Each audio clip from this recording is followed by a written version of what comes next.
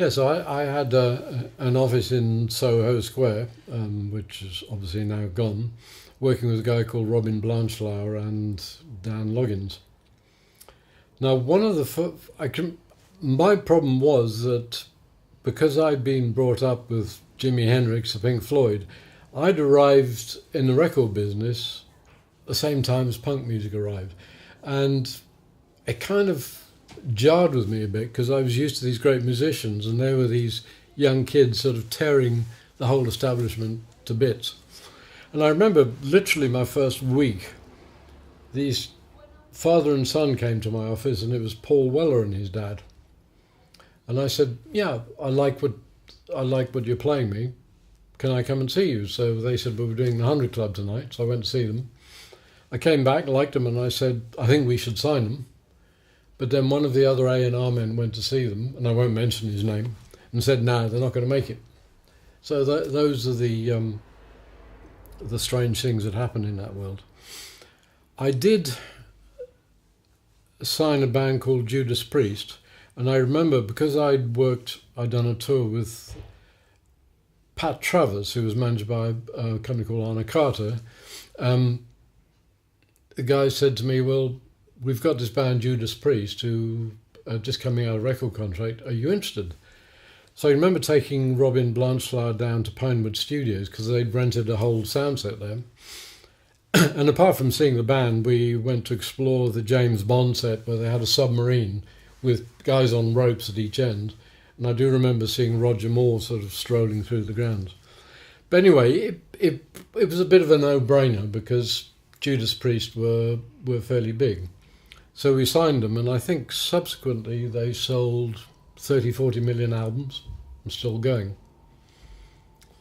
Another band I signed, probably killed them, was a band called the Kersal Flyers, who we probably incorrectly put with a famous producer called Mike Batt, who was more famous for the Wombles. And I think, I don't know if it's top 5 or top 1, but it kind of killed their career off. I had an interesting time because after a while we signed a band called The Clash, and Dan Loggins, I think by that time it was Muff Winwood, who was ex-Spencer Davis Group and Sparks and Dire Straits. So I was given The Clash to look after, which was interesting. They had a manager called Bernie Rhodes, who basically was an incredibly difficult guy, and everything you said was always wrong. I got to know them reasonably well. I got to know Topper Headon, the drummer, very well because he was a lovely guy and was actually a great drummer. And I can remember taking people from Epic up to see them at the Leicester de Montfort, where they were totally blown away with them. Anyway, we move on a bit. A couple of experiences. One of the guys, A&R guys from Columbia Records in the States came. There was a guy called Terry Melcher. Now, Terry Melcher was the son of a famous film star called Doris Day. He was an A&R man, like myself, so I don't think I mentioned that. And he had produced the early Birds records, Mr. Tambourine Man and all that. So I went out and had lunch with him, and he told me this amazing story. He said he knew the Beach Boys very well, and between them they also got to know this strange gentleman called Charles Manson. Now, Charles Manson fancied himself as a songwriter and artist, and it came to a situation where Charles Manson came to see Terry Melcher and said, "I want you to sign me." And Terry Melcher said, "Sorry, not going to happen." And Terry Melcher believes that the Sharon Tate murder happened in the house because the Manson family picked the wrong house, which was next door to his house, and, as you know, murdered Sharon Tate. So it's all of these strange sort of weird stories going on. Yeah, other interesting events. CBS used to have record conventions sort of every year. The first one I went to was in London, And I do remember, you can see some photographs I took of the Beach Boys, which was the first occasion that Brian Wilson came out of retirement from mental problems and drug problems, and he looked like a frightened rabbit, if you see the photograph, you can see. Also in the band on the gig was on the bill was James Taylor and his band, Russ Conkle and Lee Sklar, who were stunning, and also a guy called Boz Scaggs. Now his backing band at the time later were kind of the top LA session men, and they went on to become Toto. So it was a pretty extraordinary experience. There was also another night they had an experiment which sadly failed, where they had all the top jazz people. So they just shoved them all together. We had Stan Getz, Tony Williams, Billy Cobham, Jeff Beck, Herbie Hancock, who else was there? Jaco Pastorius, and a few others. But somehow it never gelled because they were all waiting for the other player to actually do a solo, and they were all being so polite, it never really took off. The second CBS convention I went to was in Los Angeles, which is kind of weird because we were staying at the Beverly Hills Hilton, and one of the gigs was, I think, in Century City, which was a walk away. I missed the bus. So I decided to hell with this, I'm going to walk there because it's like a quarter of an hour. And all of a sudden this police car pulls over and said, trying to arrest me for walking. And I said, well, I'm English. And they went, that explained everything. But those days in LA, you just couldn't walk anywhere. You get arrested for jaywalking.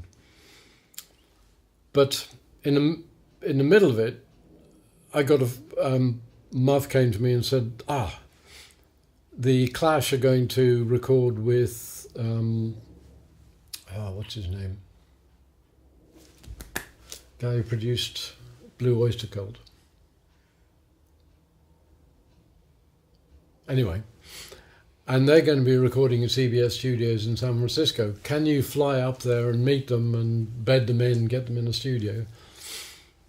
As a result of that, the night I was up in San Francisco, I missed Barbra Streisand in concert because she was one of the acts that night. But, you can't have everything. The Clash, Barbra Streisand, quite a difference there. At that point, I think I left CBS Records because the managing director, Morris Oberstein, who was an amazing eccentric, but I'd signed this band who he loved. I went in the studio, recorded it, and he hated it because it wasn't like a live band. So I can remember this wonderful moment in his, well, not wonderful for me, in his office where he was meeting with some people. He called me and grabbed the tape and just hurled it at me and said, "Take this piece of shit out of here." And that was Obi. So I think that was pretty much the end of my career there. So I then joined Phonogram Records with a guy called Roger Bain. Now, that was an interesting time because they just signed Dire Straits and Def Leppard. And one of the acts I signed there was Graham Bonnet, who at the time singer was Rainbow. Now, to this day, I don't understand why he never really made it big, but he had a great voice. He looked like James Dean. He had everything going. And in fact, I think the single, the silver disc here, sold 250,000 copies. But his next single, which is equally as good, just died. Two interesting experiences. One, against my better judgment, I was asked to go up to represent CBS Records at a talent contest at Ayr Pavilion in Scotland. And I thought, why am I doing this? And I was probably right, because I went up there when there were 4 judges. There were 3 others who knew nothing about music, 2 of whom basically were only interested in getting laid. And all 3 of them would, after every act, would say, "What do you think? What should we score them?" And I said, "Well, it's up to you." But I seem to remember having to listen to about 25 versions of I Do It My Way and all the Frank Sinatra hits. And I guess that made me the precursor to Simon Cowell, because he was an A&R man, and I'm thinking, well, how did he manage to sit through so much dross? But I guess initially he made it entertaining by almost taking fun of the really bad acts, which are sometimes funnier and more entertaining than the good acts. But that was kind of, I guess, an A&R man was the birth of that, the talent show.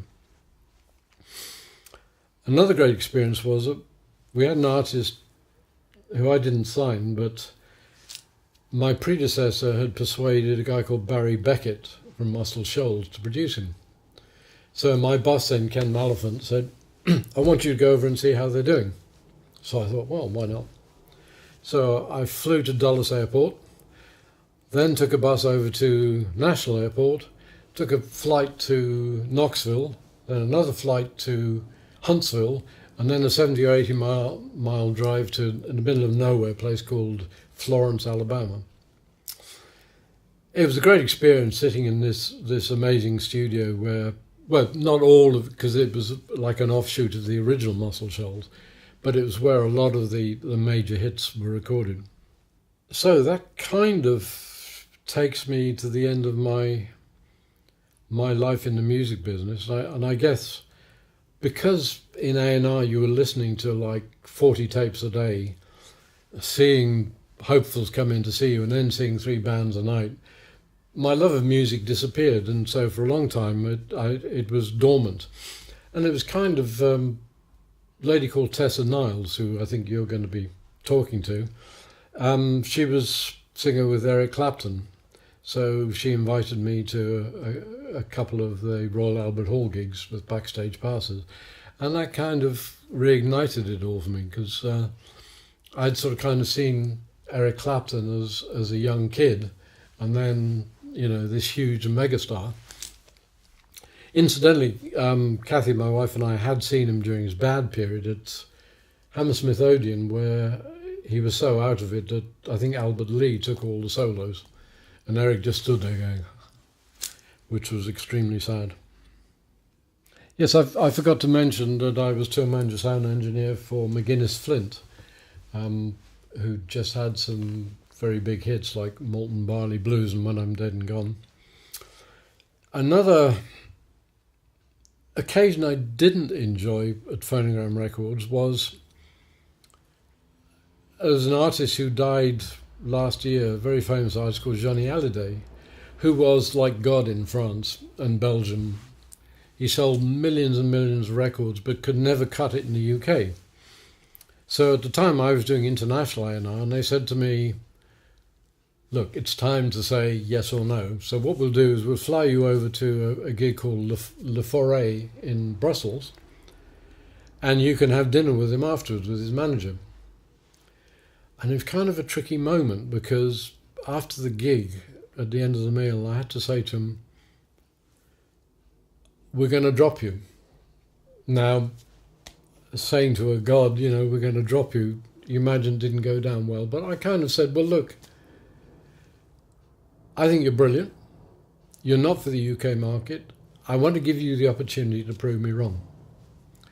And that kind of mollified him a bit, and he made an album in LA, but it somehow never happened for him. Another interesting time at CBS, again, we had a factory dinner where I was asked to compare it, and the main act on was Tina Turner, who was produced by someone called Bidoo, and was very big in those days. I can remember it was at the Dunstable, whatever, not the town hall, but the gig there. And I was having a long chat with members of the band, and the bass player in the band was a guy called Trevor Horn, who I got on really well with. And I can remember many years later, he rang me up and said, I want to play you this track. And he played me Video Killed the Radio Star, and I said, I want it, I got to have it. And he said, tough, it's already signed. But it was one of those hits, and also like pop music by M, just heard it and went, bang, got to have it. And of course, I couldn't. 18 years ago, I was working in Germany. And on one of the 180 flights I took coming back from Frankfurt, I was sitting in my seat, and who should I see coming down the aisle towards me but Jack Bruce. And he happened to be sitting in the seat next to me. Now, he didn't remember, but I'd met him twice. Once, well, both times was when I was with Dick Exel-Smith, because they knew each other. One was in Memphis, where I think he was playing with, is it Mountain or something like that? And the second time was in Offenbach in Germany. But we spent a wonderful time, 45 minutes, discussing all our mutual friends, because, obviously Alexis Corner, Hugh Flint, John Mayall, Pam Mayall, etc., etc. So we had a long chat. Sadly, a few years later, he died. One of my favourite gigs was the Roundhouse. I think it was about 68, 69. It was a double bill, Jefferson Airplane and The Doors, which was a concert not to be missed. Though I have to confess, I was a little disappointed with Jim Morrison, because he was kind of not his usual outrageous self. He was quite quiet at that stage. So there it is, my life in extraordinary times. I was kind of in the centre, but I was kind of a peripheral player. And I was lucky to there was more revolution and changes in my lifetime than the world had ever seen before. I went in it rather innocent and dewy-eyed, thinking we were all going to change the world, and we all went on Aldermaston marches and things like that, but sadly it didn't happen. But one thing I'm pleased about is I was never an addictive personality, and I can remember one of my school teachers saying to me, you're a clever lad, you learn by other people's mistakes. And I saw a lot of people go by the wayside through drugs. And I was lucky in that I didn't have an addictive personality. I didn't feel the need to get drunk or get high, so I managed to see it all. This was highlighted by the fact that when I was in my middle teens, one of my big heroes was an American folk singer called Tim Hardin, who wrote some incredible songs like If I Were a Carpenter. I once went round to my brother's flat in Fitzrovia, just off Tottenham Court Road. My sister-in-law had been in Cambridge, so was friends with Pink Floyd and their management. So I'm having lunch, and this guy comes over to me, rather the worse for wear, and says, "Hi, I'm Tim Hardin." And I sort of went, "Huh?" And we had a chat, but it was pretty one-sided because he was so out of it. He literally, the food was sort of dropping out of his mouth. And I thought, this is really sad, because here was this hugely talented man just destroyed himself through drugs. And I guess I was great at learning other lessons from other people. When I was at Phonogram, I was up in Glasgow for some reason, and Thin Lizzy were playing. And as a representative of the record company, I went and had a chat with him, and he said, "Oh, come up to the room." And I just remember him smoking joint after joint after joint after joint and taking God knows what else. And so it wasn't a great surprise to me that, he died later from drugs. But again, some of these huge talents, the difference, the separation, geniuses. The other side of genius is madness, and there's a very thin dividing line between the two. And I remember another quite amusing incident with John Peel. Is he asked me to drive him down to Southampton University, where they were having a gig there. And top of the bill was this wonderfully strange band called Captain Beefheart. And I remember going into the dressing room before the gig, and John trying to engage in conversation with him. And old Captain Beefheart just stood there, or Don Van Fleet, turning the light switch on and off for about 10 minutes. And that's how far he was gone. This was just blew his mind, turning the light off and on. Another occasion is, again with John Peel, he said, "I'm going down to the Paris studio, BBC Paris Studios in Piccadilly, and we're doing a session with Leonard Cohen." So I thought, great, loved Leonard Cohen, let's go and see it. And there was this wonderfully sort of dry atmosphere. And I can remember in the middle of one take, one of I think Danny Thompson, the bass player, broke into a smile. And Leonard Cohen said, "Stop." He said, "You got to stop that smiling. It really brings me down." And I thought, yeah, that's Leonard Cohen.